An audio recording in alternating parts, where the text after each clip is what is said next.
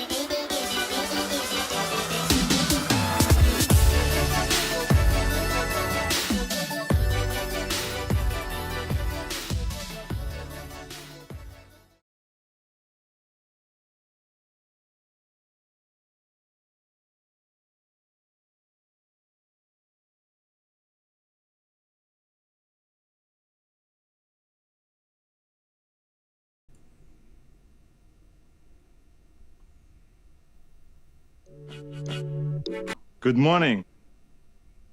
How are you? How are you? Good morning. How's everyone doing on this fabulous Friday Eve. It seems like only yesterday when I was saying, Happy Monday, everyone. It's Monday. Hope you enjoyed your weekend. But here we are in Thursday already. It is Thursday, July 1st, 2021. Or should I say 2021? What do you guys prefer? I don't know. I like saying 2021. But sometimes I like saying 2000. What the hell am I talking about? Here's the titles.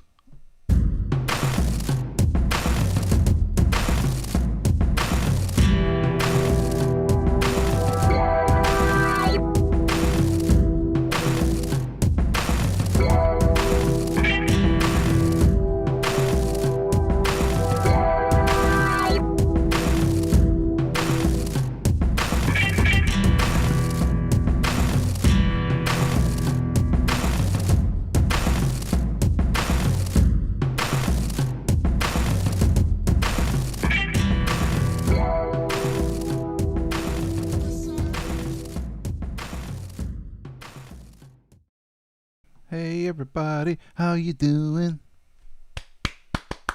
Hey, here we go. Thursday. Man, what a day I had yesterday. How's everyone doing, by the way? Everyone doing okay? Let me know in chat. In the chat. Let me know how you're doing. And don't forget, guys, if you haven't done so already, subscribe to the channel. Hit the button. Subscribe. Do it now. Immediately. Do it now. Immediately. Absolutely. This time you can count on me. There you go. Yeah, please subscribe if you haven't done so already, and hit the thumbs up. It looks like I already got a thumbs down. I've been on the air for less than 20 seconds. It's hilarious. But anyway, great to see you guys. Great to come back on this morning. But man, I got to tell you about what happened yesterday. I got sick. Well, when I say sick, I just didn't feel right. I was like fucking way off. So I told you yesterday I barely had any sleep that night before because I got up at 1 o'clock, couldn't sleep, and all that stuff. Then I did the show with you and with Joe Dunn, Florida Trailblazer. That was a great show. Hope you all enjoyed that. It was great having Joe on the show. When he's out in the middle of nowhere. I think, he made a video. I don't know how many of you checked out his channel, but hopefully you'll go take a look. But he made a video about the cabin that he was at yesterday, where he did the live stream with us, and I think he put it up. I think it's going up on his channel today, so check that out. Where he'll talk about the interview, and we might even get some behind the scenes footage of him setting up his camera and all that good stuff. So check that out. So I did the stream yesterday. And, I said goodbye to you guys, hung up, and I didn't feel right. I felt like really out of it. Just disconnected from reality. I know this sounds stupid, but maybe you can relate, but like in some kind of like a dream world, like off. I didn't feel right. So I was like, there's no way I can go to work feeling like this. So I let the guys know at work. I said, hey, I won't be in today. I'm not feeling good. And then I went back to bed after the stream, and I knocked out. And I woke up at I don't know, it was 1 something in the afternoon. And I felt considerably better than I did, but still not 100%. I didn't feel as my normal my normal joyful self. But I managed to I got out of bed, got dressed. And I moped around the house for a little bit, drank lots and lots of water. And then I went to IKEA. And guess what I bought? I bought some more of these things behind me. I bought 2 more of those things. So I got my work cut out for me this weekend. I'll be putting those together. So I bought those, came back. And then I started feeling sick again. I don't know what the hell's wrong. Maybe I should go to the doctor or something. I don't know. But I feel fine now. I had a pretty good night's sleep. The only thing that messed me up though was because I slept most of the day yesterday. I didn't actually fall asleep last night until after midnight. But when I did fall asleep, I slept right through. I was knocked out until I woke up this morning. I didn't do it. And then, I came on with you guys. I got my cup of coffee here, and I'm feeling okay. I don't feel great, but I don't feel horrible. So that's a good sign. I'm on the mend, baby. Oh, let's see who's in the chat. See what's going on. See how you guys are doing. Let me scroll back a little bit to the beginning to see who was here first. Oh, there you go, Barry Crump. Yes, Barry, you nailed it. Blimey. You've got one thumbs down even before the countdown has started. I think you really upset someone with a small-minded, sulky attitude.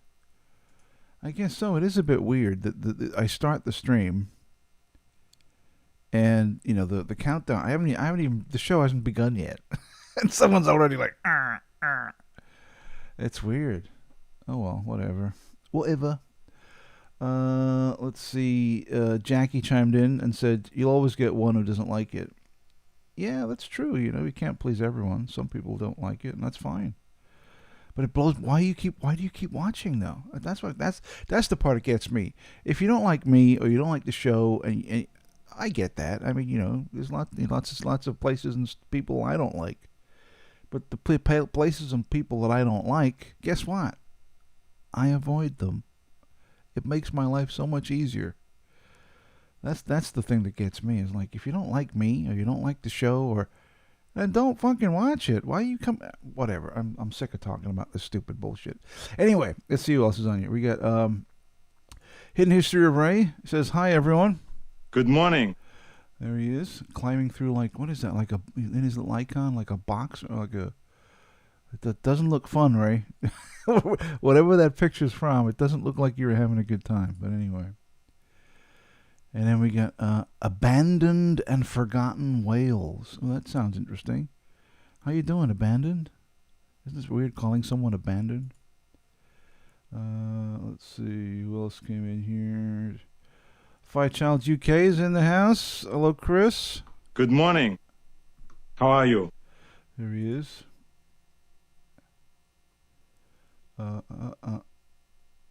Andrew Clark. He says, "Yo, Abandoned."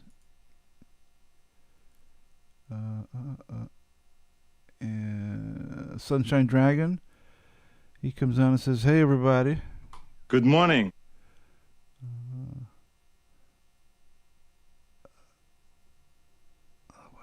What?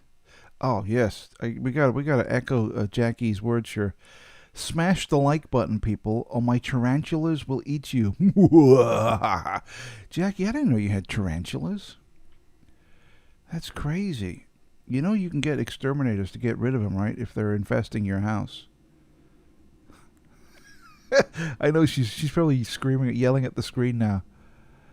They're pets, your foot. What are you talking about? They're pets. They're not infestations. Sorry, that was my Jackie impersonation. I'm sorry. Let's see. Scott Enigma. Hey, everyone. What's going on? And, of course, we have Luis giving the ultimate. Good morning. How are you? There you go. And we got Rick. Rick Houghton is on, but I didn't see Rick say is standard, every morning the kind of happy day to you. I didn't see him say that. Maybe he did and I missed it. I don't know. Maybe he did and I missed it. There we go. Punches Couches in the house. All right, Punches. Greetings, my friend. Luke White is here. Good morning. And hello, chat.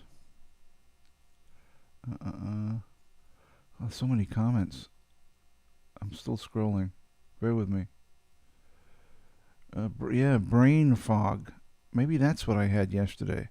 Imagine if I went to the doctor and he said, "Well, Mr. Davis, we've taken your blood and we've examined you and we've come to the conclusion you have brain fog." Oh, thank you, doctor. You must be a fucking genius. Uh, Marie Kinky Boots Butler is here. Hello, Marie. I'll give you a good morning Good morning. and an absolutely. Absolutely. This time you can count on me. And yeah, Jackie, you are 100% correct. More shelving to keep me busy in the quest to make this this storage unit into a home. That's what I'm trying to do. I was talking to my mother on the phone a couple of weeks ago, and I was telling her, I got fucking boxes everywhere. I'm trying to put furniture together and make it more organized. And she's like, well, you got to make it a home. You have to make it a home. It can't be like, your library or your storage unit. You got to make it a home. And she's right, of course, as most mothers are. Barry Crump says, Gareth, it was a midweek boozing and Portishead session that was taking its toll. You might be right, Barry. You might be onto something there, but I did not feel good, and I still don't feel 100% now, but I feel a damn sight better than I did yesterday. And then I was thinking, because I called out from work and just slept most of the day.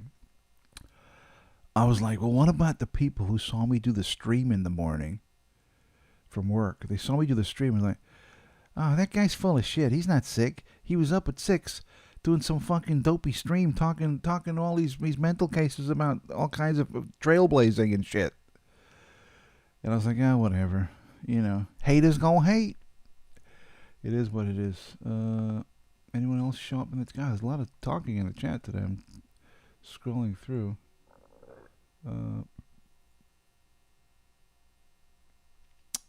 They said, you're friends with Matt. That's why they give you a thumbs down. That's weird. I don't know. There's a lot of strange people out there, but whatever. Oh, I just got another one. Hey, look at that. We should treat them as badges of honor, I guess. Looking through. Punchy's got the coffee on the brew.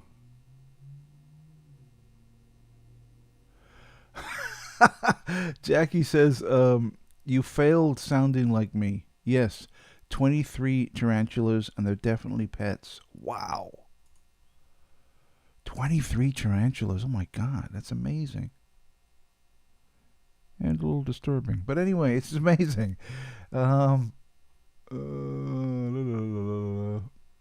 Barry Crump says, yes, Barry, yes, there's nothing wrong with a walk-in library and video archive. Very good, Barry. I agree completely.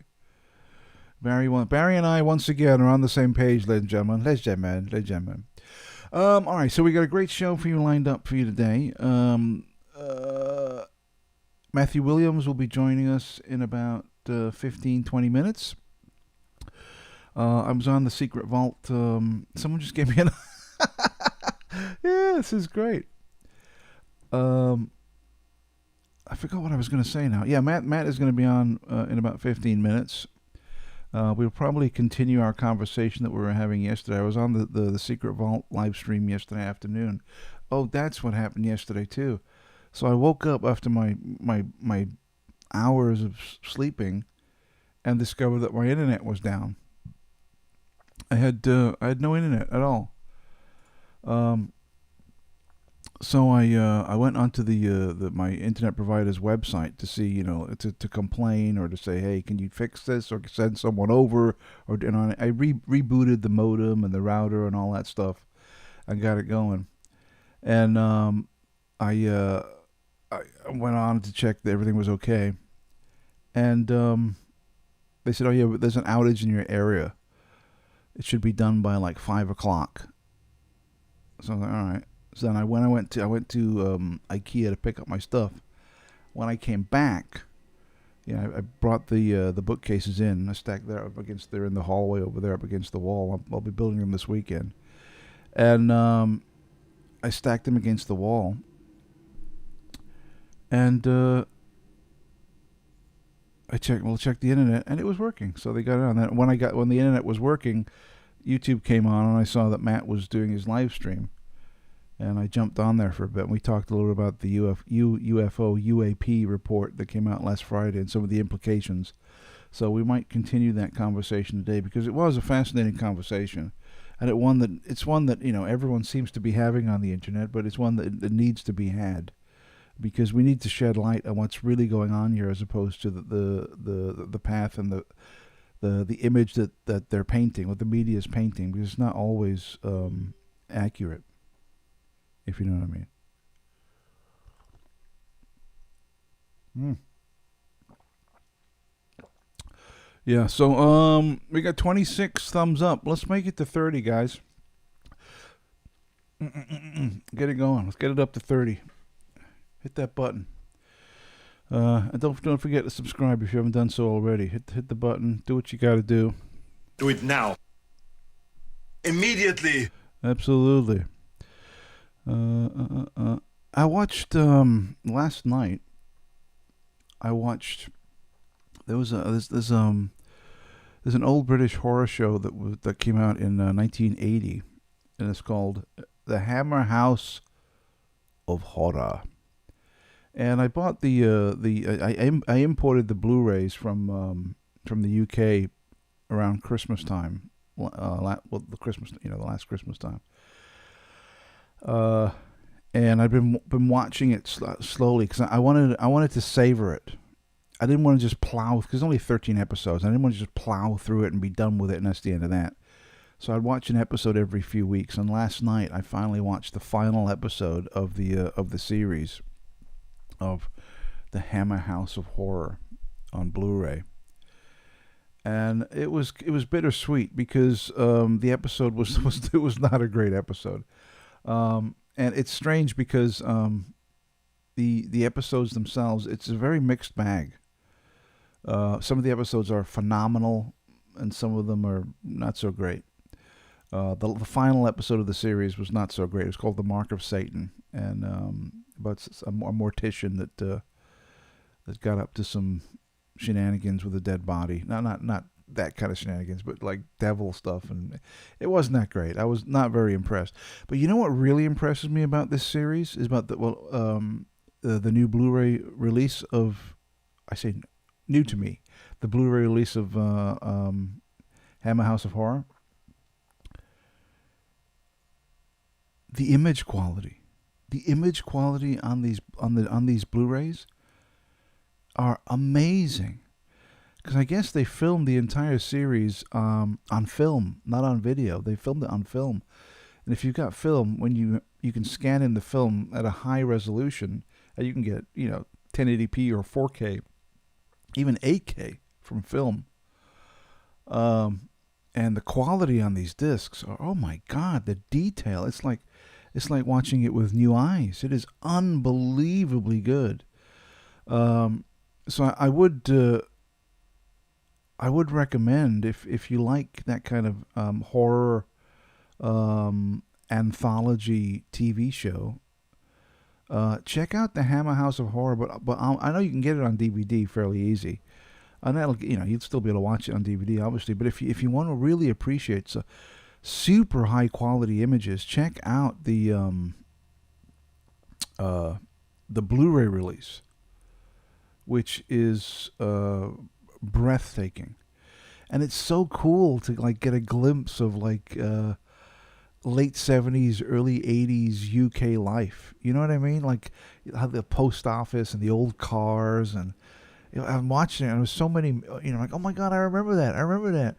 It's incredible. But yeah, I definitely give a recommendation to but specifically the Blu-ray of The Hammer House of Horror. Very, very good. But I watched the final episode last night, so it was kind of bittersweet to say farewell to the fun series. But I can watch it again, of course. Barry Crump says, did you enjoy the episode with Diana Dors and the werewolf family? Not forget the monkey's paw.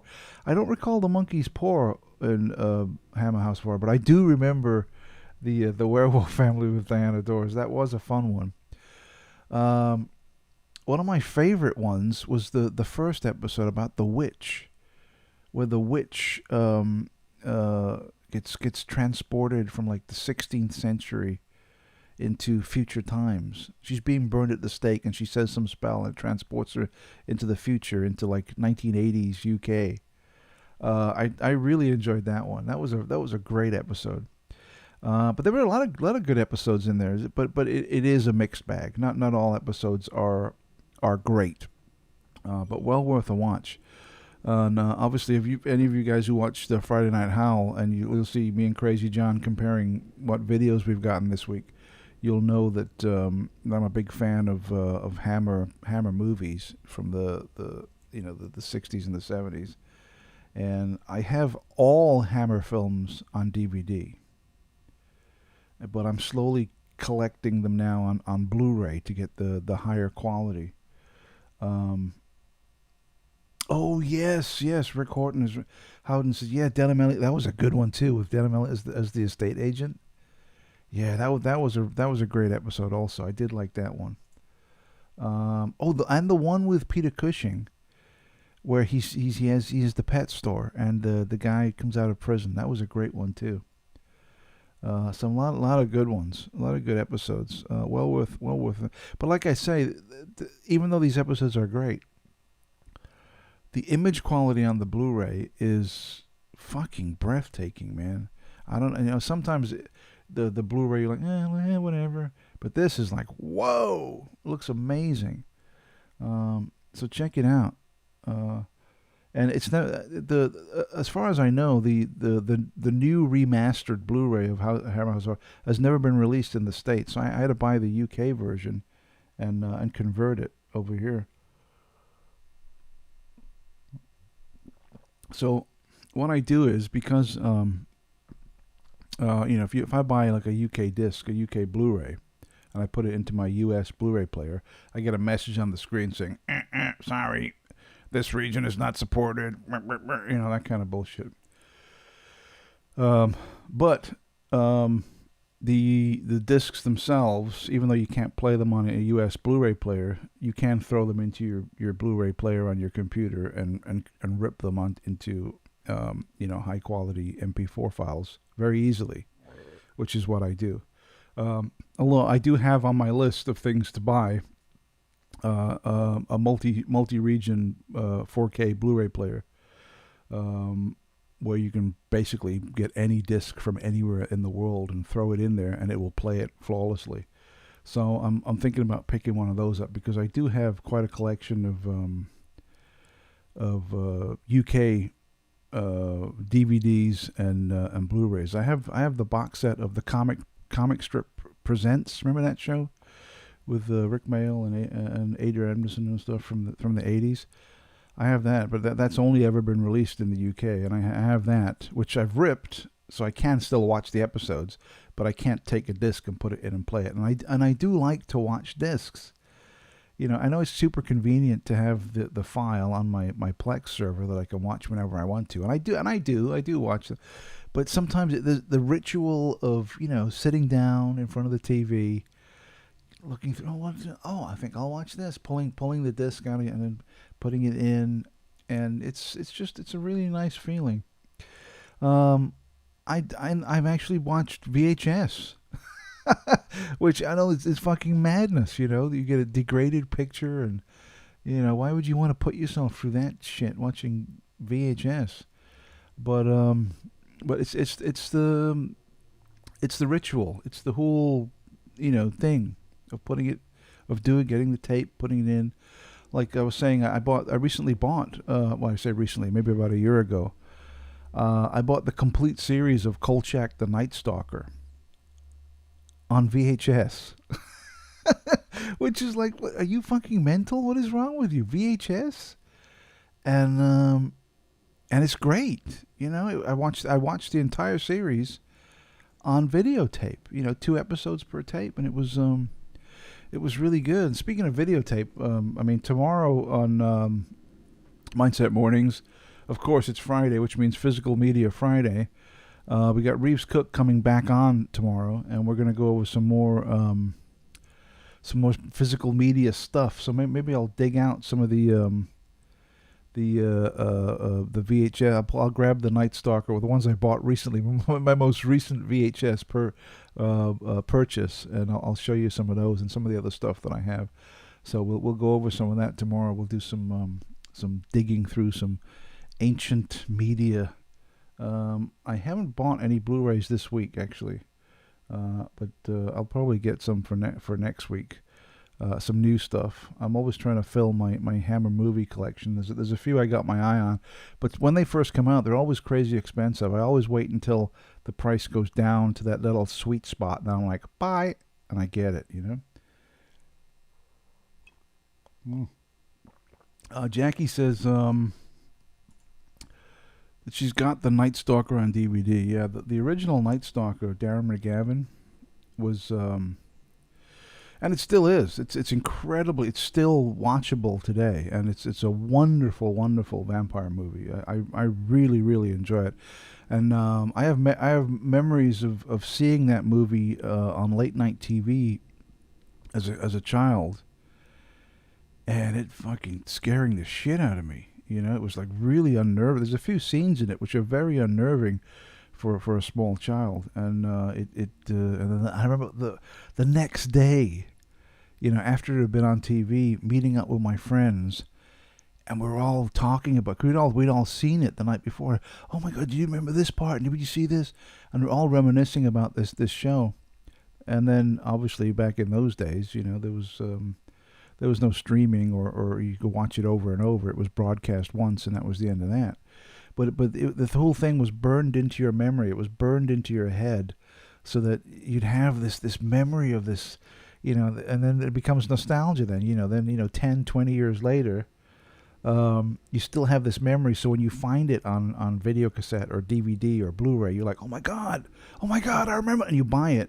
Then you rush home and you watch it, and it's like, it's a wonderful feeling to relive those memories, to see which memories you have actually match what really happened, and which memories you have which were, you know, made up, because your mind will make stuff up, you know.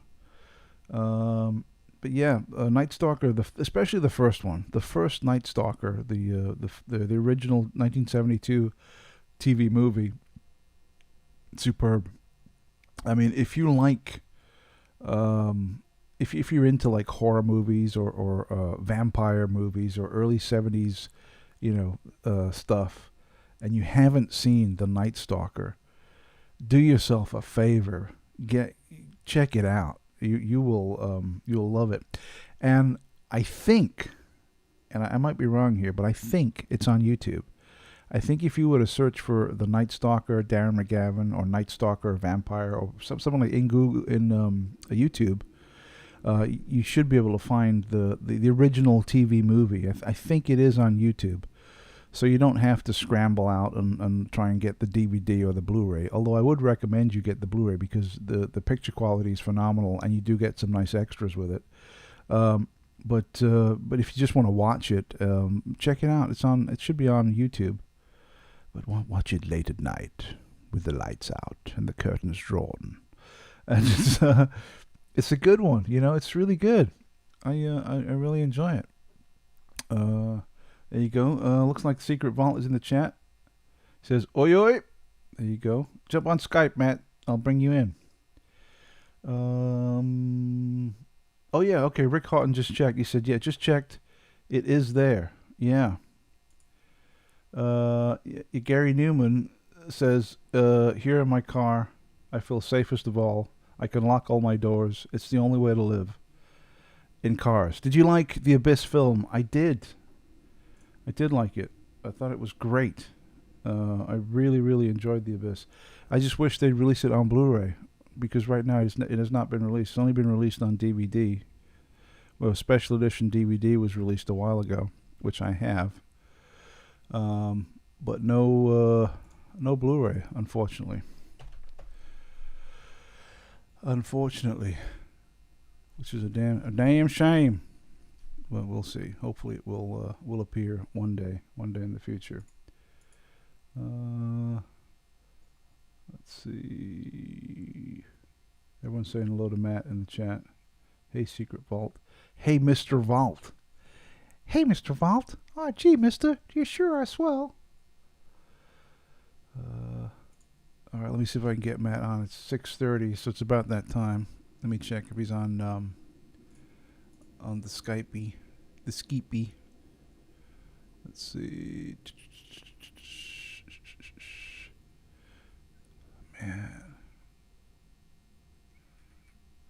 I wish there was a way to better organize. I remember back in the day on Skype, before Microsoft bought it and completely fucked it up, there used to be a way where you could just go in there and click a button. It would only show the people that were online. And that feature is gone. Or if it's not gone, it's been well hidden. It's one or the other one. You know. Oh, there he is. There's Matt. Let me say hello. Howdy. There he is. Mutt. There's Mutt. Hello, Mutt. Let's see if we can bring him on here.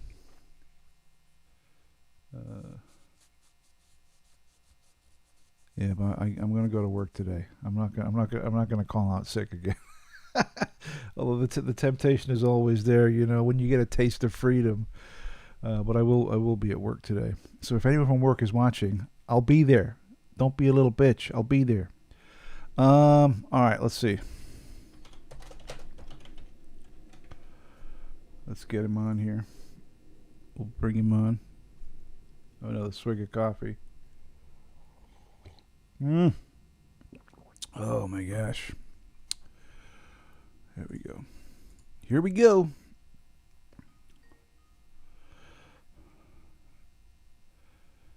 There he is. Hey, Matt. Hey, how you doing? Hey, how you doing? How you doing over there? I'm okay. How's it going, Thank man? you for asking. What you been up to today?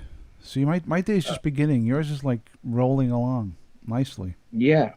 Well, what have I been up to? Well, at 1 in the morning, I was just finishing doing a live with you, where I was wearing a shirt. Why is this not? I don't know. What is this?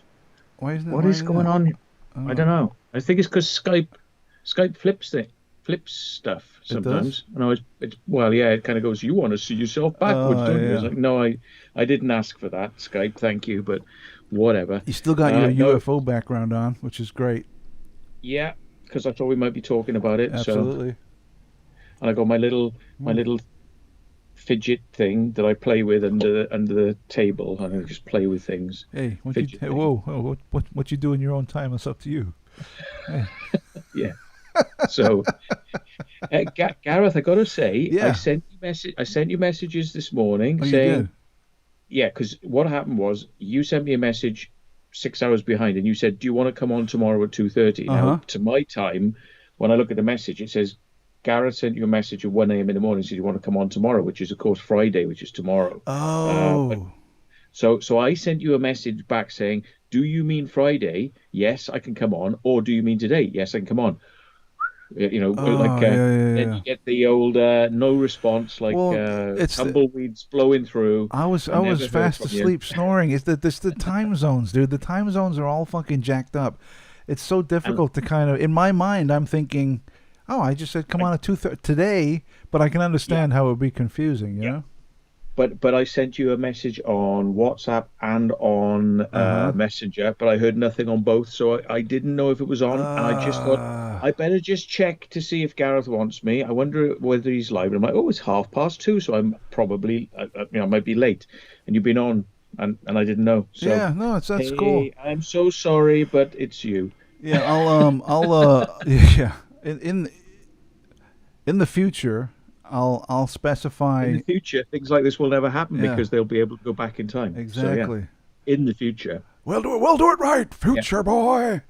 But I'll fix it next time. But thank you for swinging by, man. I really appreciate it. No problem. Great for you to come No by. problem.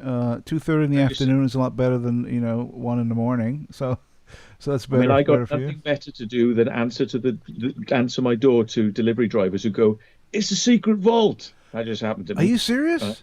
Yeah, delivery driver went, No "It's the way. legendary secret vault." Yeah, I went, yeah. So And he goes, I like doing Urbex too, but nothing like you do it. And I was like, cool, man.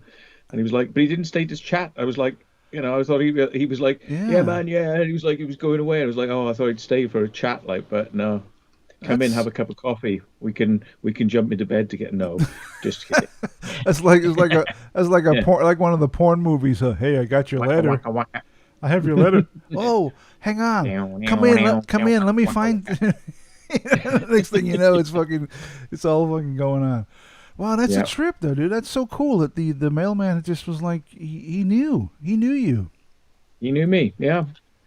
And Wow. apparently he's come to my house a few times hoping he'd catch me in, but I've not been there. But I'm not masturbating, by the way. I'm just cleaning a ruler. Um, it's yeah, something I do, guys, when Yeah, I'm doing live streams is I clean my ruler. cleaning rulers. It's got shit. It's not literal shit, but it's Uh got huh. some sort of folk gunk on it. What's weird though is like he showed up. He's like, hey, you take your damn head. No, he's like, hey, you're Yeah. you're the secret vault guy, and you're like, yes, I am. Okay, bye. Well, he must have recognized the name, but he hadn't seen the face. But he asked my neighbor, he said, is that the Matthew Williams who does the secret vault? My neighbor said, hey, a delivery driver was asking about you the other day. And I went, Ah. really? And he went, yeah, yeah. He said, is it the secret vault? And he went, yeah. And he said, oh, I'm so sad. I've come to his house a couple of times and he's not been there. And I realized it might be him. And he goes, yeah, it's him. And he says, finally, I've managed to, get to see you. And I said, yeah, because I answered the door. And he went, Matt Williams, the legend. I said, you're the driver who's been trying to get to see me. That's awesome, Right. man. And Yeah. now he said, okay, bye. And as he's walking away, he's like, we've confirmed his I should, address. yeah. And away they go. Right.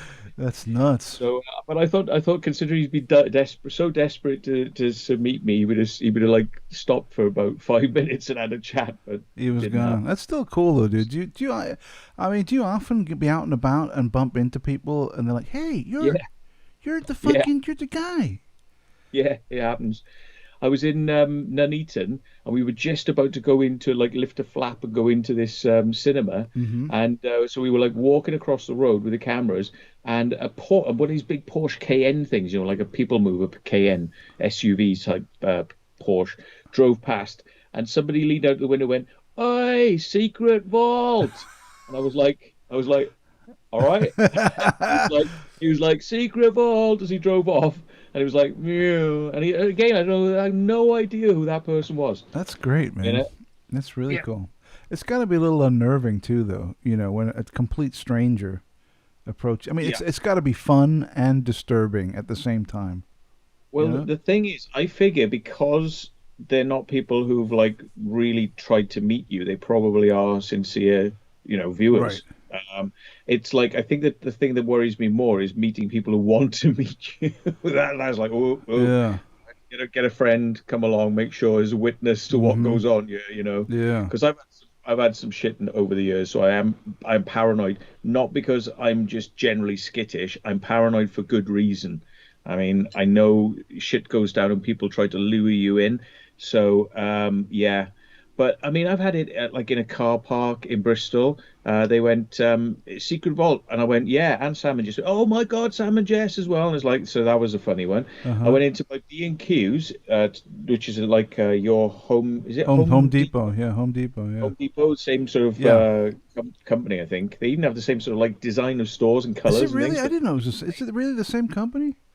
well, I It's don't know, but because it mimicking Home Depot. right. So It's what like what is Asda and Walmart are the same company. So yeah, so their kind of shit bleeds into each other. So yeah. it might be the same company. They just have a different name for it, but it's basically the same shit. So anyway, Yeah. you were going in there, and what happened? I went in there and I was walking around, and this store guy comes up to me, and I'm immediately like, no, I don't need your help, sort of thing. But that's what's going on in my mind. It's like, oh, here we go. He's going to ask me, do I want anything? And I'm going to say no. But he came up to me because he goes, secret vault, yeah? And I went, yep. And he goes, oh man, I loved your video on the Salisbury Plain Uh where huh. you were like going in the tunnels of the army training place. And I was like, oh, cool, man. And he went to his mate. He went, hey, it is him. And he goes, oh, I watch your videos too. So there's two people in B&Q That's great, love man. my videos, and that's local. Yeah, So, that's but yeah, I've been a few places now. that's It's awesome. weird because I mean, you can imagine how it must get if you're like really famous, Oh, like a dude, film must star be a or something. It's nightmare. just like everywhere you go. Yeah. Um, and I'm like I've only got 36,000 viewers, and you still, I mean, it not doesn't happen often, but it's enough to remember, you know. Yeah, yeah, yeah. Yeah, It must be like you said, if you're like a legit movie star or a rock star or a music artist, and you're out and about. yeah, It's got to be fucking horrific every minute. Oh my God! You're like, oh my, again. It's yeah, got to be a pain in the ass. So you can understand why they go in disguise or whatever. yeah. Um, Some bearded bloke in Lidl's just pushing his trolley around. He went yeah. secret vault, and I went, all right. I had a 5 minute conversation with him. Never seen him again, you know. But Uh-huh. yeah, it's happened a lot. You It's you weird because you I probably suppose the bearded guy. You probably have seen him again. He just took off his disguise.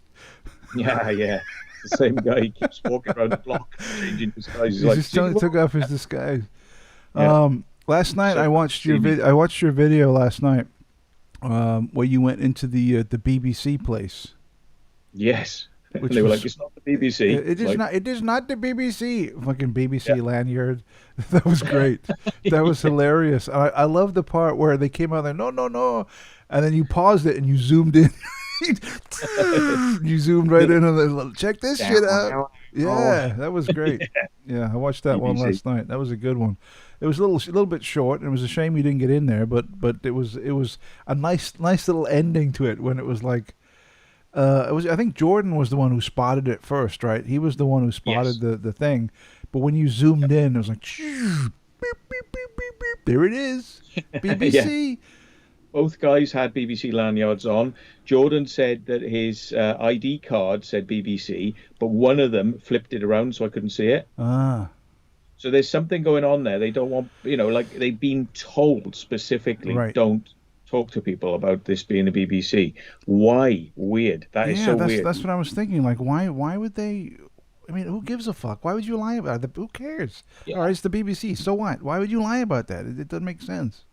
Yeah, I mean they're selling the place, because it's obviously surplus to requirements. It was stolen anyway, kind of stolen, Uh huh. requisitioned by the British government during wartime, and they just went, we need that building because we've got really special stuff we have to do there. So they requisitioned it, and they got it, free of charge. It's just like taken, Yeah. whoop, taken by the government, and then of course now it's treated like it's property of the BBC. Now I don't know how that works. Maybe the deal is they don't want to kind of talk about whether they own it or not, or Yeah. who it belongs to, because maybe they're going to try and flip it and sell it, because I don't know how that works, because when they requisition stuff, it belongs to the government.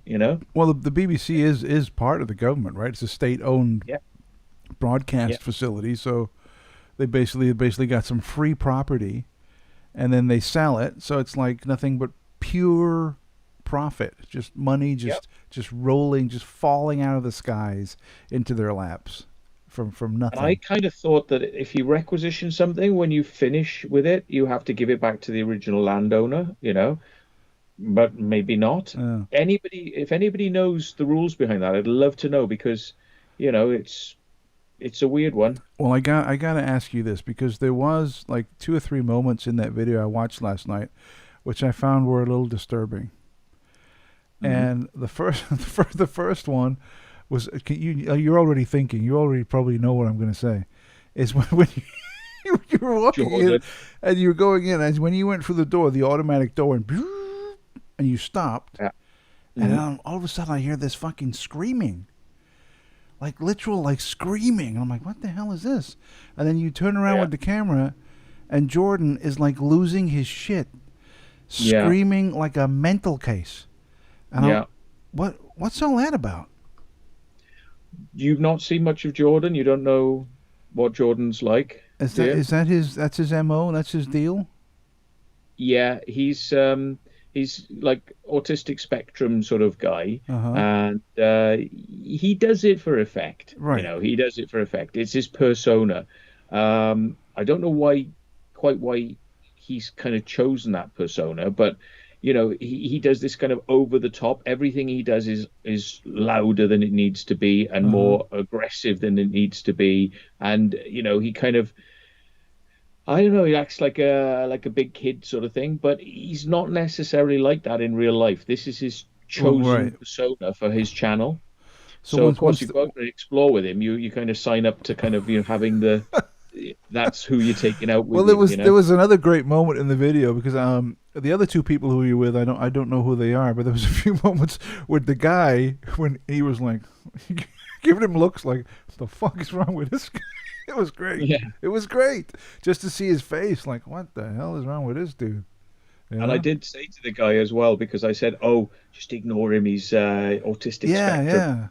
yeah, He'll calm down." But the thing is, it's kind of like good cop, bad cop. Then it's almost like as if there's something kicking off, but you go, "Don't worry about it. Ignore it. Talk to yeah, me." yeah, And then yeah. they kind of they hide behind you then and talk Mm-hmm. to you. I mean, it's a weird one. I don't know. I don't know quite how I could use that dynamic, but I'm sure it will have its purposes. Yeah, yeah. Like, you just say it's all right. He's completely mental. He's on day release, and I'm his carer. It's kind of like, but when the camera's not rolling, he's just he's just chat to you like he's normal. just But normal. He's when just a regular guy. when the camera's on and suddenly a policeman turns up, he'll be like, "Oh, I like the building. I like the building," and they're like, "Oh, he's clearly mad." Like, "Oh Yeah. yeah, just move him on, move him on." They don't ask too many questions. I don't know. Maybe it's somebody who's worked for Jordan in the past. I'll have to ask him what his success Well, rate I and mean, scientific way if it is a is. tactic like that, I mean, it's fucking genius because I can see how that would work. You Mm, get security or the police coming up, thinking, all right, let's ask these fucking bozos what they're doing, and then he starts getting all crazy, and they're like, yeah. whoa, And I could it turn around and changes the say, "Look, dynamic. I like exploring buildings, but this guy, Uh huh. he thinks it's a military mission. That's why he dresses up like the stuff. He's like got the mask, he's got the radio. There's nobody on the other end of the I radio. It's just noticed that. I he noticed wants that. multiple torches and the book Yeah, because he's autistic spectrum, that's so he his. thinks it's like this is like a mission. Yeah. And then the police will be like, "Oh, I see." I said, "Yeah, he'll take his mask off, tell you who he is. He's fine. But like when Hmm. he's there, he's hyper excited, Yeah. and he's like full on. So I'm basically his carer. I it's funny, I just sparked a memory with because he's all in his military gear.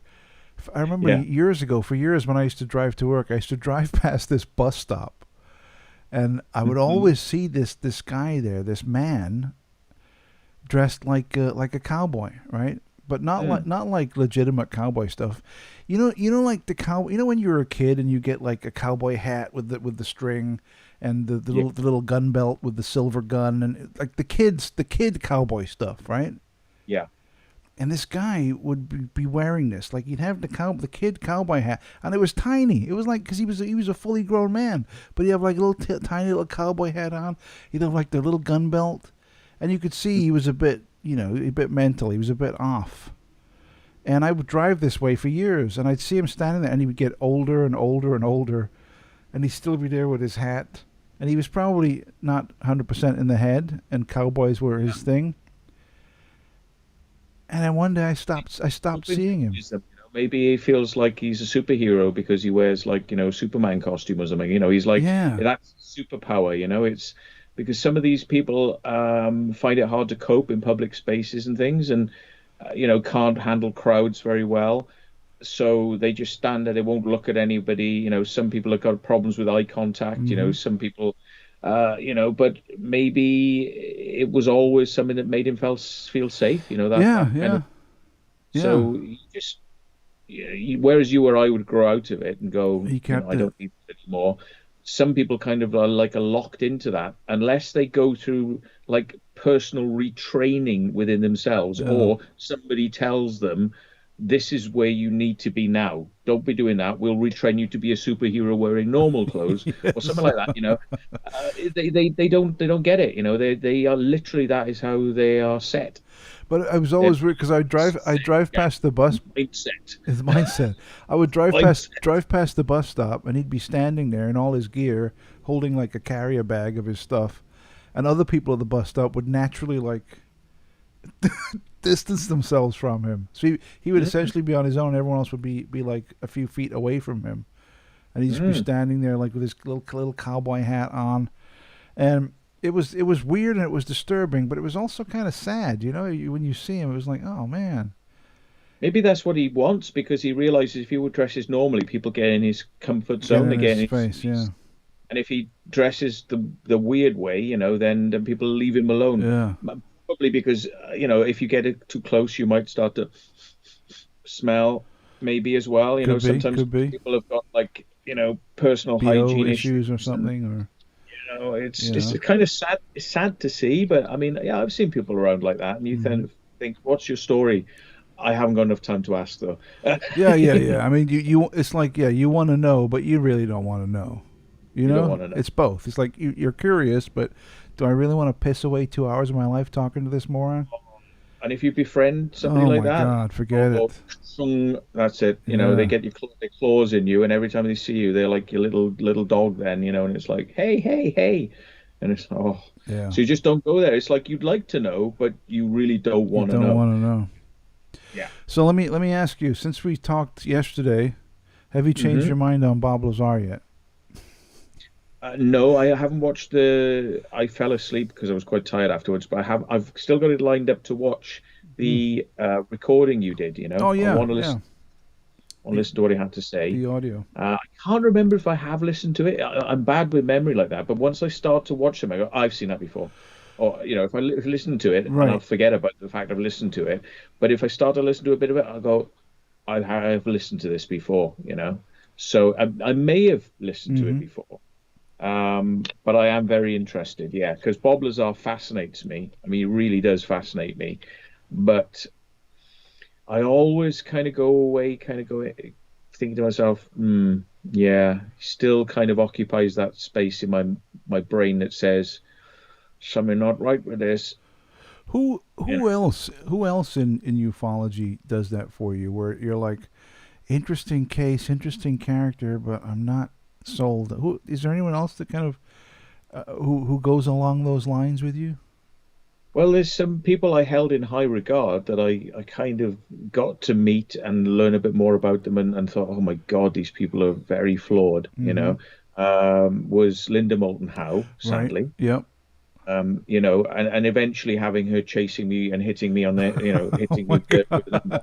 you know, it's like, yeah, these people go down in your estimation. So,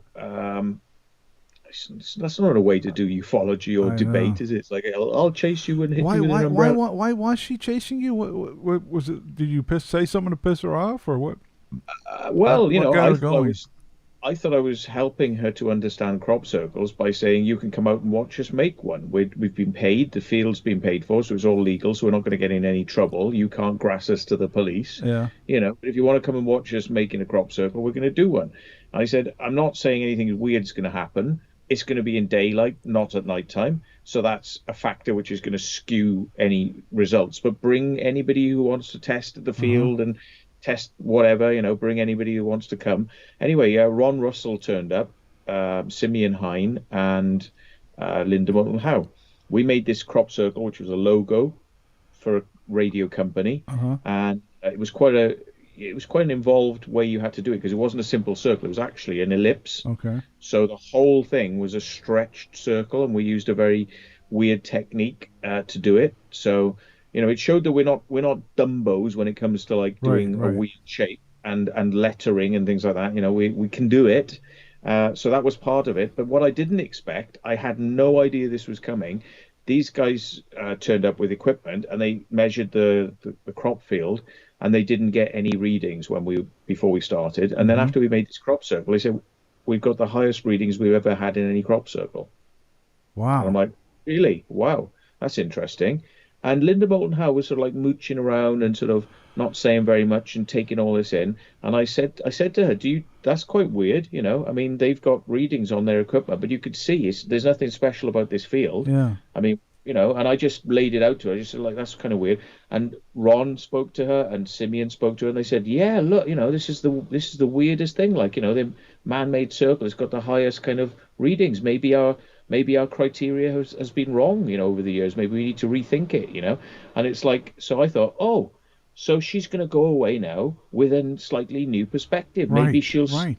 start to like circle makers a bit more. Maybe she'll respect us a little bit more, and maybe we can chat. We can open a dialogue. It'll be good. Mm-hmm. This would be great. So I was waiting to hear how she would relay this to people, and I was like horrified when I found out how she relayed it to people.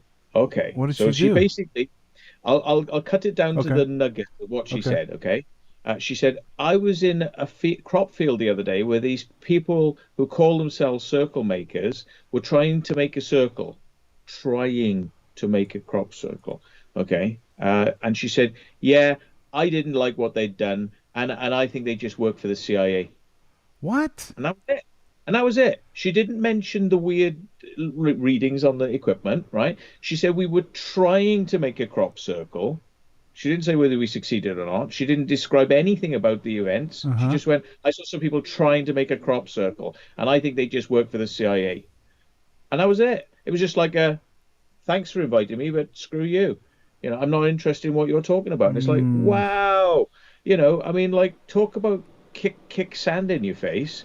So I rang her up and I just wanted to ask her why she wouldn't talk about the weird shit she just seen, the Yeah. meters and Yeah. equipment.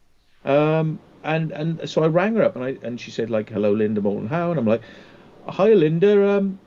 You might remember me. My name's Matthew Williams from the United Kingdom. We kind of did a crop circle for you, and you sort of watched us doing that. And she went, "Why are you calling me?"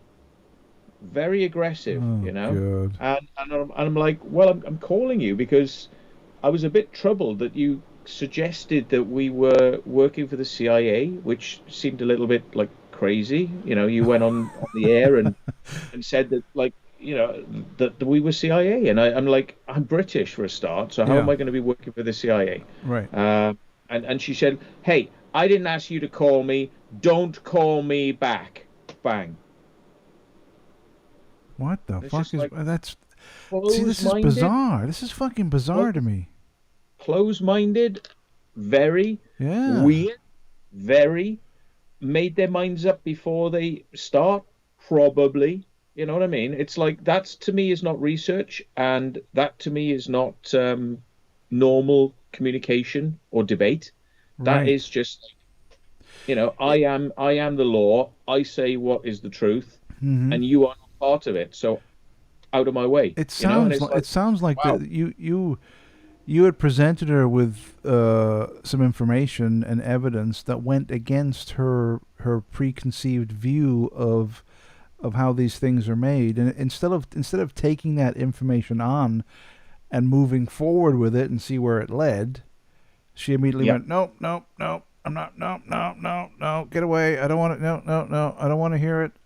And I yeah. was like the whole, I am not listening to you. That's like, that's bizarre to me. That's fucking crazy. Yeah, and I mean, I thought like, speaking to Whitley Strieber, I'm like, I like this guy's books. I've Yeah, watched him yeah, speak, and I'm like, I'll help this guy out because he's getting people on his show who are telling him a pack of lies. They're lying to him about the crop circles, and maybe I can help this guy. mm-hmm, He seems to be interested. Maybe he'll be interested in listening. right, You know.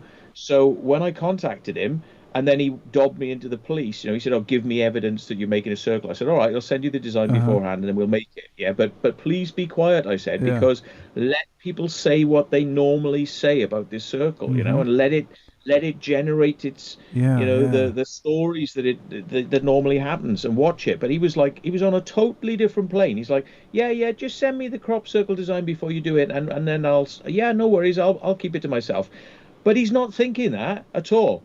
He's thinking, yeah, you send me your design. I'm going to contact those researchers and we're going to get you fucked. that's so That, bizarre, and I'm dude. like, wow, again, it's like I was not expecting this. And, there are some,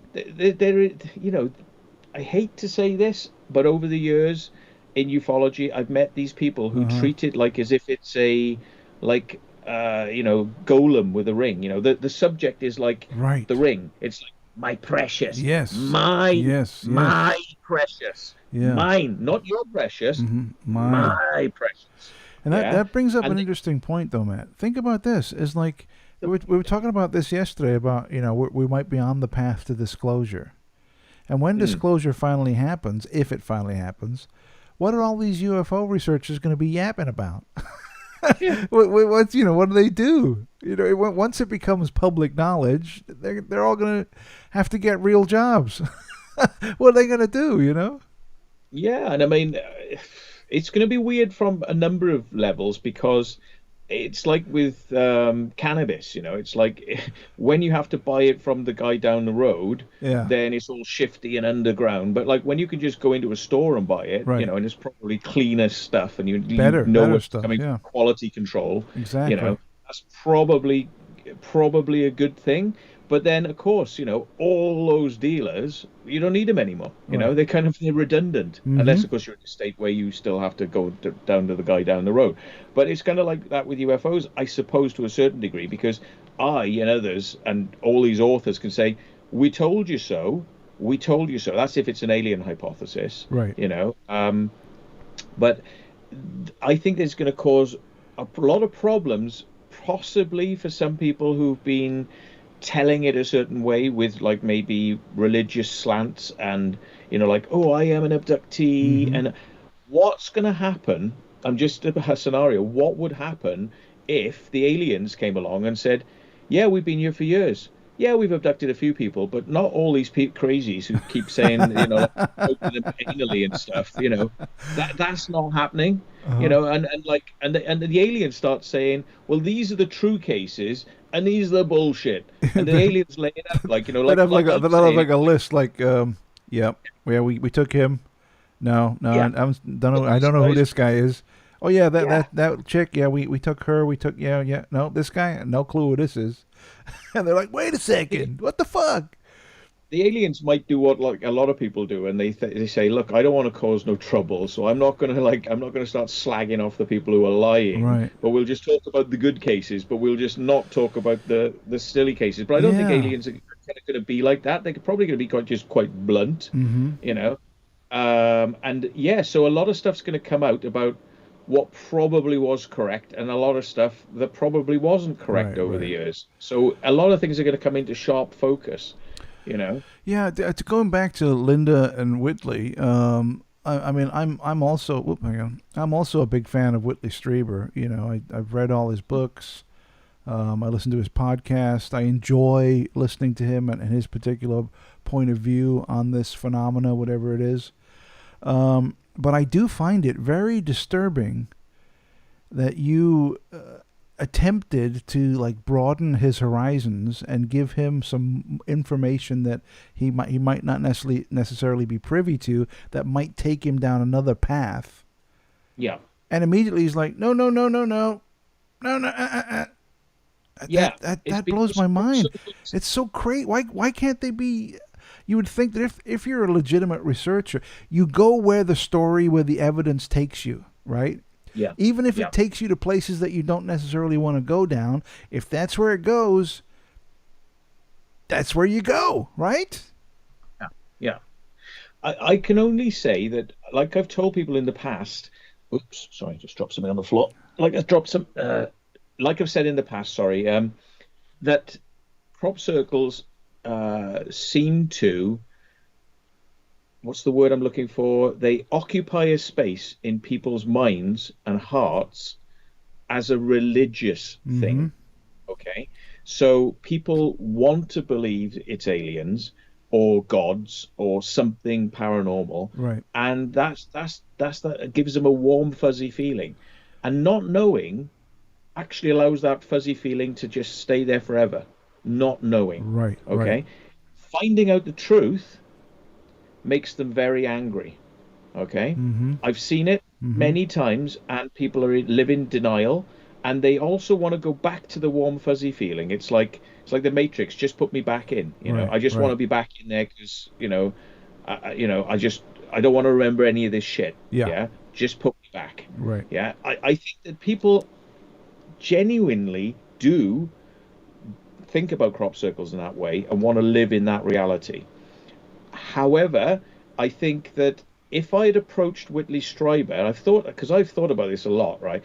If I had approached Whitley Strieber genuinely or not genuinely as a man in black from the government who wants to whisper in your ear about, crop circles or about aliens and stuff like that, he would have immediately like opened his door, He would have been all to over it, that. yeah.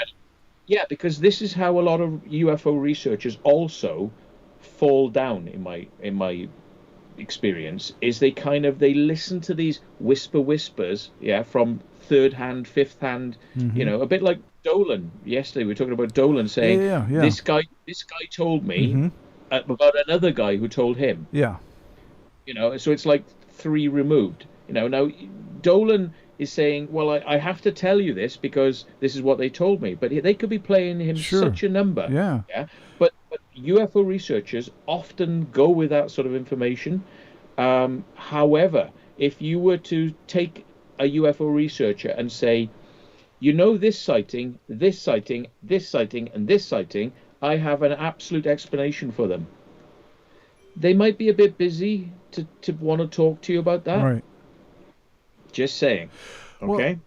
Well, there was and I was just looking at the chat right now. We got Firechild UK in the chat. I don't know can I say your name, Chris, or not? I don't know if it's cool. I'll just say Chris because I know I know well. First, there's a billion people called Chris, but Chris and I were talking about this a while ago in regards to some of the Jeremy Corbell videos that he's been publishing from the military, and the one with the pyramids. The triangles. Remember, have you seen that one with through the infrared? You can see the triangles moving around.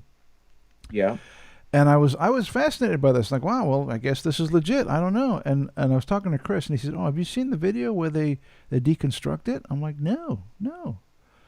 So he sent me this guy went through and he mapped out the sky and the locations and the time, and completely deconstructed the video that it was a misidentification.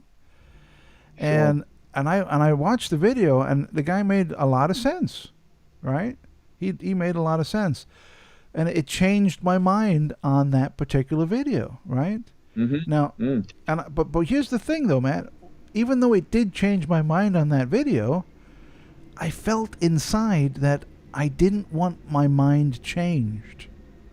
Yeah. Do you know what I mean? I didn't want I wanted it to be like a fucking flying pyramid. I wanted that to be true. But when when you're faced with so much evidence pointing to something else, just to be honest, you have to go down that path.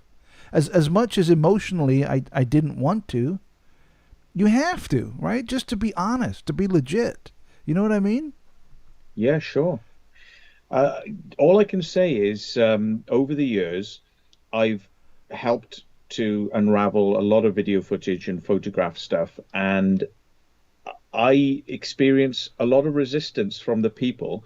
They're members of the public who've contacted me. They said, "Oh, look at this amazing thing," and then I zoom it and I stabilize it, and then I go, look, flashing lights, strobe lights. You see, Yeah. And I say, look, it's probably a plane. And they said, yeah, but how is it moving around so crazy? And well, it ain't moving around no crazy anymore because I've stabilized it. And actually, it's your cameras moving around, and the stabilization system in your cameras making it look that way. But it's not nice. It's not a good feeling to let people down because they want to feel like they've filmed something really valid. And the only thing you can do there's only two things you can do as a ufologist. You can solve it, or you can say, I don't have an answer. People are much happy when you don't have an answer because it means the mystery continues. Right. If you solve it, people get resistant to that. I've seen it many times, and no matter how softly you put it to them and you explain it and you look, people are resistant because what you're doing is you're taking the wind out of their balloon. You're taking the wind out of their sails, and you're making it just a normal day instead of an exciting day. And people are resistant to it. Researchers are resistant to it. Scientists are resistant to it. You look in the scientific community where a new theory comes along that overwrites an old one. Oh, yeah. And they don't want to know. They get pissy. Now, the whole precept of science, Occam's razor, is the simplest answer is probably the truth. Okay, now that wouldn't universally apply, but scientists are supposed to be working on the basis that they will one day understand better, and their theory will probably maybe refined or dismissed. Yeah. So, but they're trained to work like that. They're trained to kind of always be Right. ready and acceptant for the better information, for the more truth, Right. for the more refined answer. But in practice, It's very different. they find it hard to accept it. Because we You know, forget that we try and we put scientists on this like this pedestal, pedestals, but yeah. we forget that they're just human beings like the rest of us, and they're just as fucked up as everyone else. I mean, I think when you were saying that about the thing that popped in is Michael Cremo's book Forbidden Archaeology, Hmm. where all of these genuine strange anomalies in the historical record have appeared, and they're like, there's no real explanation for their existence. But instead of digging into it and trying figuring it out, or adding it to the narrative of history, it's dismissed. It's ignored. It's like, nope, nope, nope, no, I'm not looking at that. No, no, I'm just going to stick. This is the narrative of history that we have. This is the evidence that we have. We're going to stick with that. We're not going to look at this. Get the fuck out of my face. That's going to mess with the story too much. And There's when you a think that very, if they were a genuine scientist, hmm they'd be all over that shit, right? Right? Wouldn't they?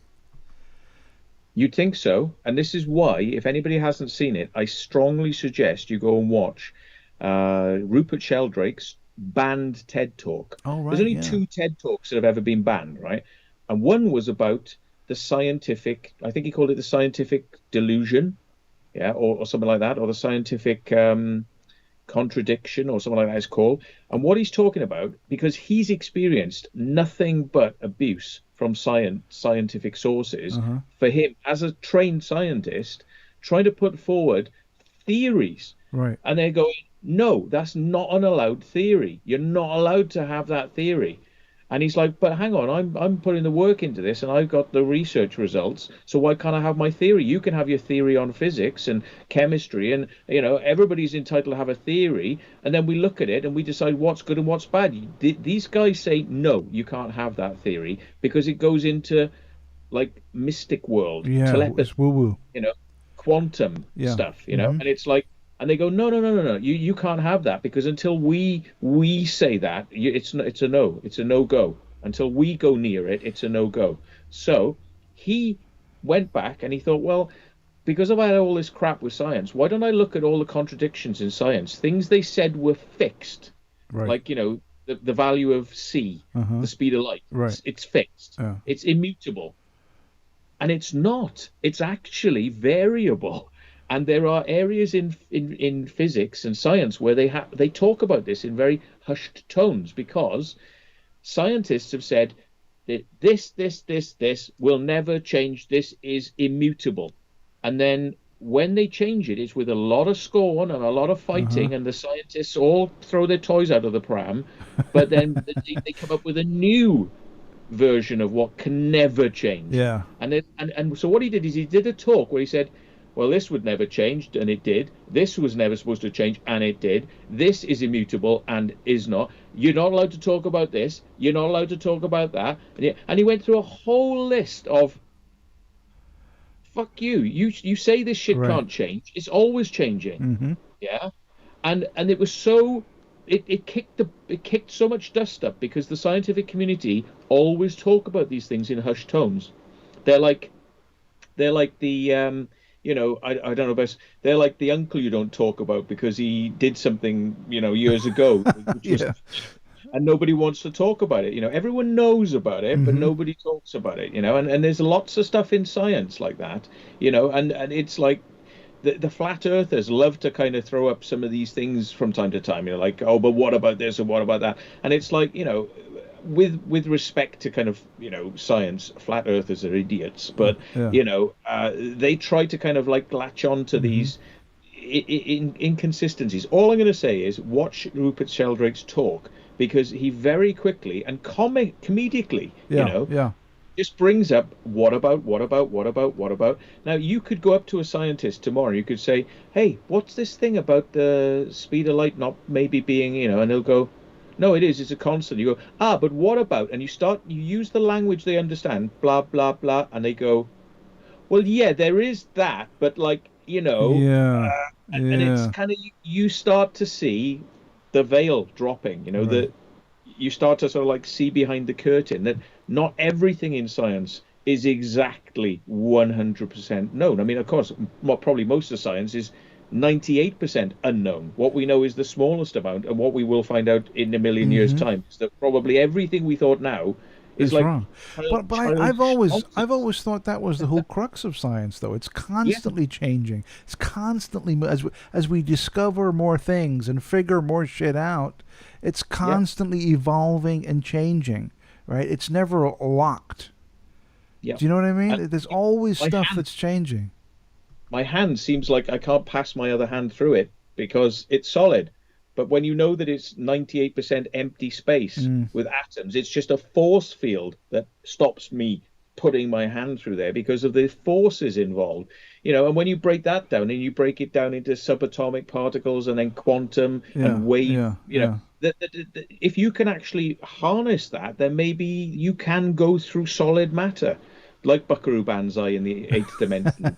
He did, he went through a mountain Yeah. into another dimension and he brought back alien life. Oh. It's kind of there is possibilities that in the future they will laugh at the fact that we thought solid matter was solid when it isn't. Mm-hmm. And if you only know the magic tricks, Yeah. then bang, the whole universe is a completely different way. And they will look at us like primitive savages. That's what they will look at us, like people who don't understand that the sun is a hot ball in the sky Right. and think that it's a god that in the morning when it rises, the Uh-huh. God has awoken, and when it goes, God is dying. People have thought for thousands of Right, years that right. this is how the universe worked, and this is how, this is what the stars were, gods, and every one of them was a little soul. Now we know they're stars. In a million years' time, we might laugh at the fact that we thought they were stars. Yeah, yeah. Everything might change drastically. It's very, I it's think very, it's very. everything's open, isn't it? Yeah, I agree completely. It's very strange also that you'll see.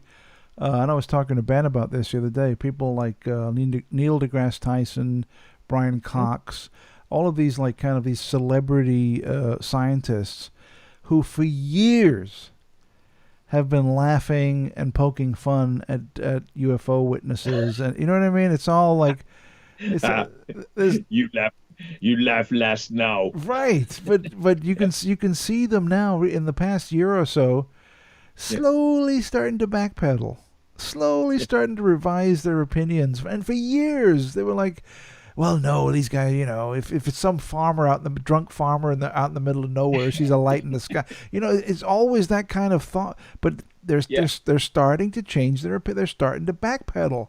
And I, for one, do not want to let these motherfuckers live it down. They've been ignorant fucks for the past 30 years, and now suddenly they're going to say, oh, yes, UFOs are, get the fuck out of here. They're out of their minds.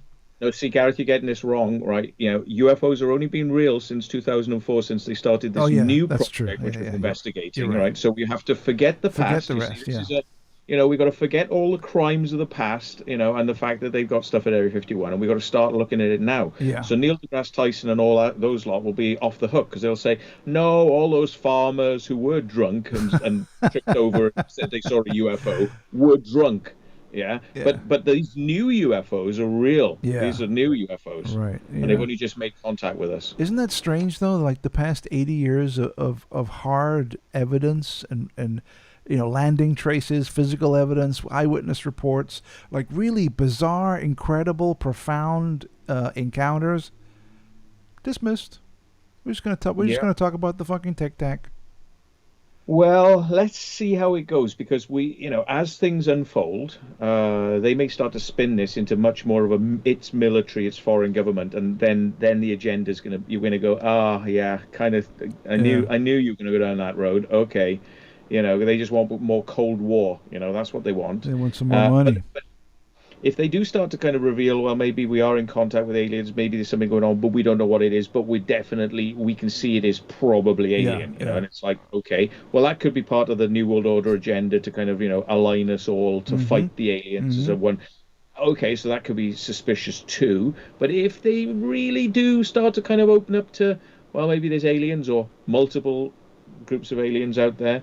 Uh, I think maybe they will revisit the kind of the past and say, well, maybe we have been visited for a very long time. Then maybe, So we're going to kind of all this is going to come back up as a possibility, which for a long time it's been ridiculed. Maybe it's not going to be a negative thing about the past. Maybe it will bring it all to the surface again, and we'll go, well, maybe Yeah. we don't know the past.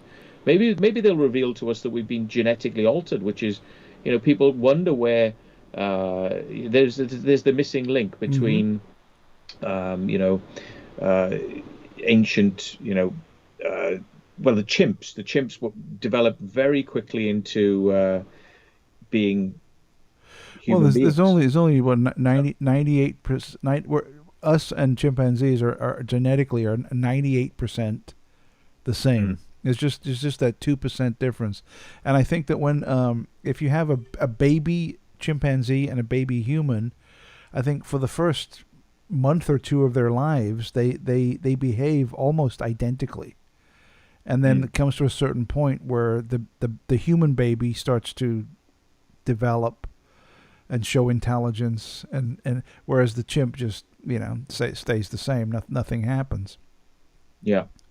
You what you mean there is that the chimp retains cuteness and becomes it's something that you can relate to, and the baby becomes fucking far more annoying and something you cannot relate to at all, and you're just like, oh my God, because I think animals always remain cute. Like as people grow up, they become like, yeah, annoying. Yeah, I see what you mean. Yeah, I but that's get it. just me. I think That's just me. that's I don't just want you. kids. Yeah, Yeah, yeah. that's just me. I don't want kids. I hear you. I hear you. Mm. Um, Everybody else who's wired correctly thinks the cute kids are really cute. The more they shit and stink and scream, it's amazing. well, see, But I've said this before, is that because I have two kids, and mm-hmm. I was not a fan of the baby part of the experience, but once they became little people and started talking and stuff, then it was amazing. It was phenomenal. But the whole screaming and crying and shitting and being up all night, that was horrible. I would it was not fun. But once you get through that horrific, then it's great. Then it's wonderful. Yeah. Yeah. Daddy, yeah. Why can I stick my hand in the fire? No. Why? Yeah. Because it'll hurt you. Why? Why? Because it's hot. Why? Uh-huh. Because you're stupid. Why? Because I'm leaving now. I'm leaving you. Goodbye. Goodbye. Why? Why? Why? You know, Oh, why? yeah. You gotta People ask find why. that people like that sort of thing, but No. yeah. I remember years ago I was watching TV and my daughter was little and she was like, Dad, Dad, Dad, Dad, Dad, Dad. And then from the kitchen I hear my wife yell, Answer her! Well, oh, sounds like a horror show. No, it was fine. It was good. Let's see. Barry Crump in the chat says, hang on, let me pull it up. Where is it? The problem with academia is that universities must protect their funding sources by maintaining and prevailing the paradigm. That's why It's religion. That's why as well. maverick theories are all too often ridiculed and run out of town. Yeah, I mean, you get told what to say on exam papers, even though you might know something about a new development that makes the question on the paper you're answering irrelevant, but you can't put that. You have to put the expected answer, Right, yeah. Not what you know. You have to put what they want you to say. So the whole of work life, education, job, Yeah. there may be a better way to build that car, but if you stick your neck out and say, look, there's a better way, you're going to be like out the door, because they just want you to do what robots do. Yeah. And listen like robots are supposed to listen. Exactly. And there will be a programmer of the robots. He's called the boss, and you're meant to be a robot. Yeah. That's it. Yeah, so you judge people do well in employment and progress up the ladder of success if they do what they told and they play the game. Yeah. If you do what you're told and you do what you're told well and you play the game, you will start going like this. because Yeah. you become part of the process. You're part of the machine, so to speak, and away you go. But it's interesting when you're talking about science and scientists and ufologists and UFOs. Apparently, there's many scientists like astrophysicists and the like. Well, maybe the word many is not the correct word, but there are people that are heavily involved in these subjects who have had extreme close encounters and abduction experiences. And publicly, obviously, they will not go there, but privately, they'll talk about it. And you can't mention their name or know who they are. And there's one I heard on Whitley Strieber talking about where he was working on some project, some calculation or something, and the answer was given to him during an abduction experience. And he used that, and obviously it was correct. But the fact that he couldn't come out and say, "Oh yeah, the aliens gave me this shit," he's got to keep it on the down low. Didn't Clive Tombaugh or something like that discover Pluto because it came to him in a dream that it should be there, and he kind of went and am I kind of talking about my arse now? You might no, you might be right. Clive Tombaugh, Tombaugh Pluto dreams. Hang on.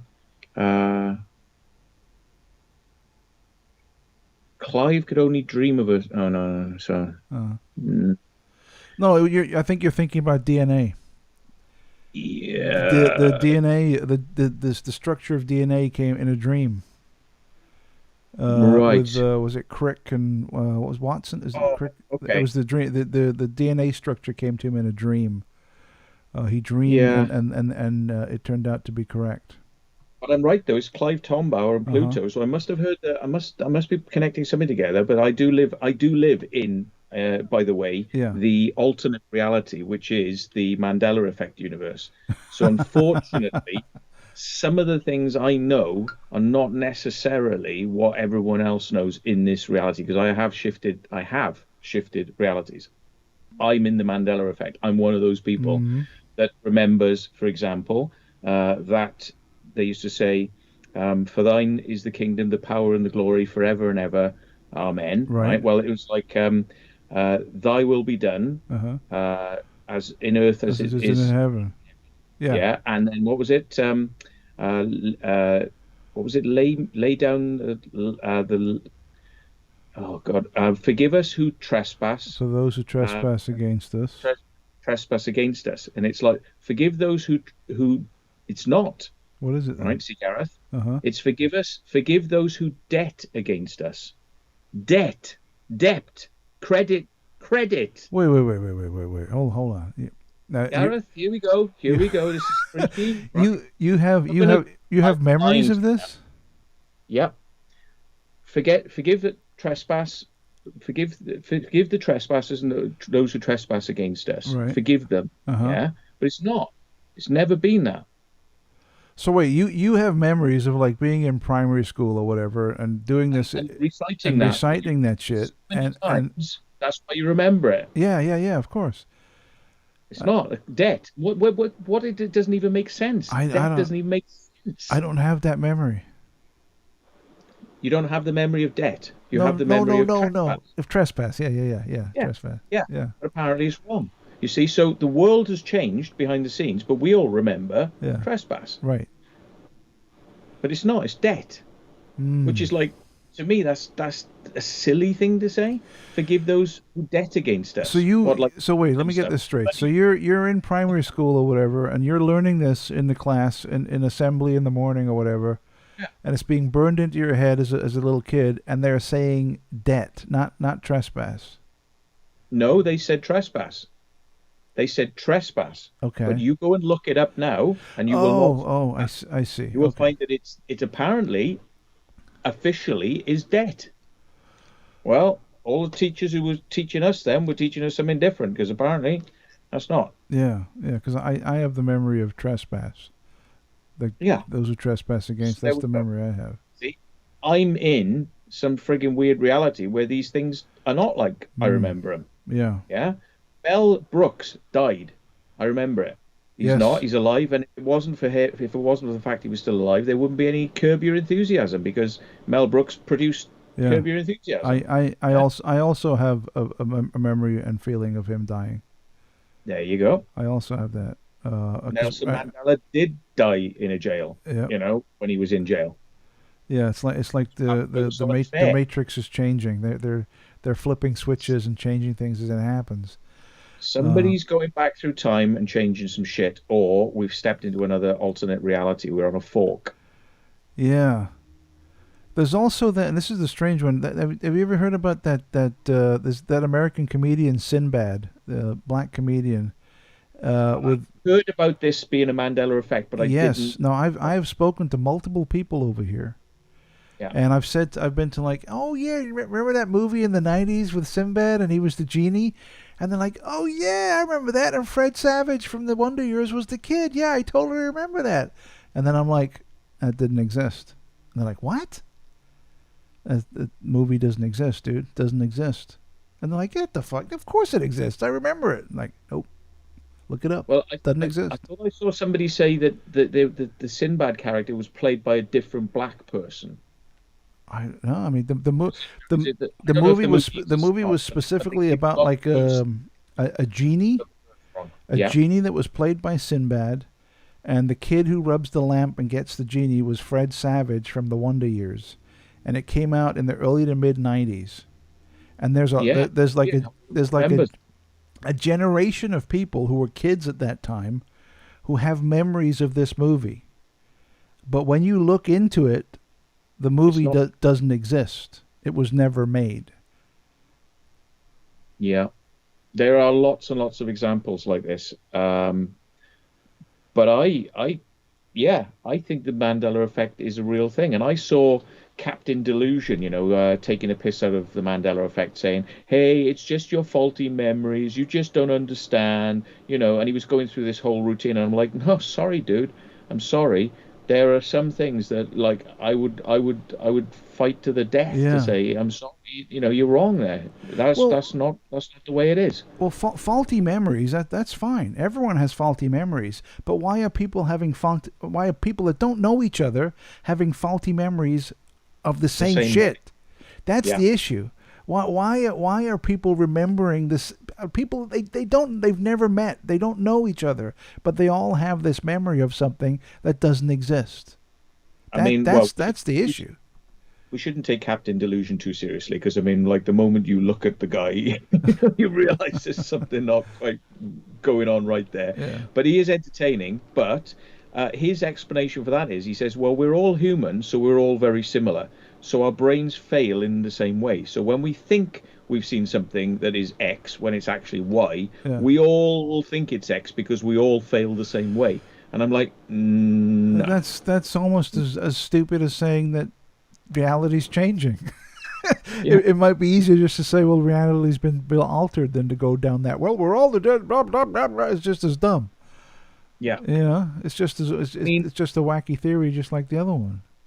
I think it's kind of it's like a bit like a Star Trek episode, It but is, yeah. this is the way it actually runs, is that our brains are not necessarily in the physical reality that we're in. Mhm. Okay, so our brains work outside, slightly outside physical reality, and Yeah. and this is where people go like, you can't prove that, so you're not allowed to say it because it's woo woo.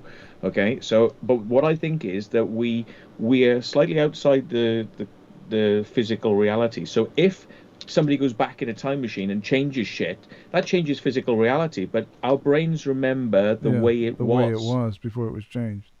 Yeah. Well, Matt, I just noticed the time. As much as I would love to be sitting here yapping away with you for hours, I gotta go to work today.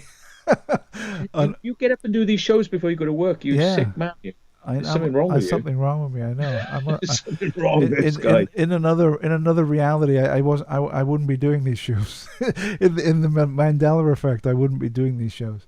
This guy, weird guy, weird guy, weird. Yeah, so I got to wrap it up here and then do a full day of work and then come home and try and decompress after all the stress and the nonsense that I have to deal with. But always a pleasure, dude. Thank you so much for coming on. I really, really appreciate it. And let's Let's do it again sometime. Tell everyone. Well, I think everyone knows where they can find you, but if you want to throw it out there and let everyone know if they want to find your videos and your work and everything. If you want to, one of the best videos you'll see in the last year, it's the banned TED Talk with Rupert Sheldrake, The Science Delusion. Check it out. Awesome. All right, Matt. Thanks, dude. Talk to you again. Have a good one. All the best. Later. Cheers, mate. Bye. Bye. There you go. And Matt shoots off into the ether. And always great to talk to Matt. Always a good conversation to be had. But I need to wrap this up and get the show in the can, so to speak, so I can get going. Thank you all for coming by today. I really appreciate it. Please subscribe if you haven't already done so. Hit the subscribe button, hit the like button, hit the bell, the notification, all that good stuff, because there's a lot more of these shows to come. My commitment to you is that I will be up Monday through Friday at 6 a.m. to do Mindset Mornings for you. And talk about all manner of fascinating things with some fascinating guests and get things going. Tomorrow will be Physical Media Friday. Tomorrow Reeves Cook will be joining me. We'll be talking about all manner of physical media, or Blu-rays, DVD, VHS, books, you name it. We'll be going through some of that tomorrow, so looking forward to that. If your day is just starting today, have a great day. If your day is halfway through, if you're in the UK or Europe and it's mid-afternoon, have a great evening. And I'll try and do the same, and I'll see you all tomorrow. See you guys. Be seeing you.